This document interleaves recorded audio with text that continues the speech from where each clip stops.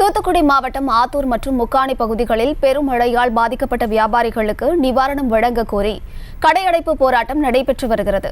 இதனால் பொதுமக்களின் இயல்பு வாழ்க்கை வெகுவாக பாதிக்கப்பட்டுள்ளது. இதுகுறித்தான மேலும் விவரங்களை கொடுப்பதற்காக செய்தியாளர் முத்துராமன் இணைப்பில் இருக்கிறாரிடம் பேசலாம். முத்துராமன், இந்த கடையடைப்பு போராட்டத்தால் பொதுமக்களின் இயல்பு வாழ்க்கை எந்த அளவுக்கு பாதிக்கப்பட்டிருக்கு? விவரங்கள். வணக்கம்.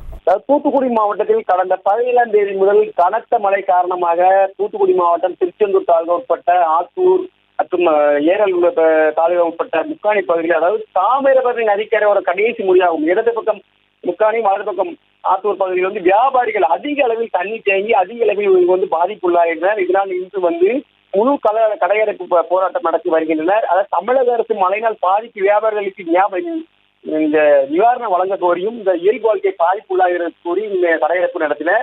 அதாவது இந்த ஆத்தூர் பகுதியில் வியாபார சங்கத்தில் தமிழரசன் மற்றும் முக்காணி பகுதியில் சங்கத்தில் தங்கராஜ் தலைமையில் அந்த 300 கடையில் மேற்பட்டு அடைக்கப்பட்டு மக்களுடைய இயல்பு வாழ்க்கை பாதிக்கப்பட்டுள்ளது.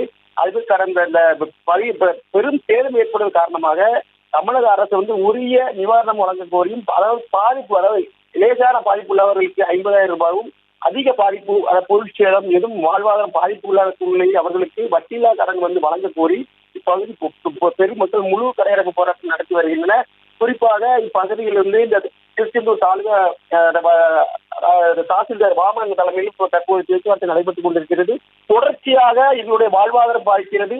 இதனால் எங்களுக்கு தமிழக அரசு உரிய நிவாரணம் வழங்க கோரி தொடர்ச்சியாக போராட்டம் நடத்தி வருகின்றனர்.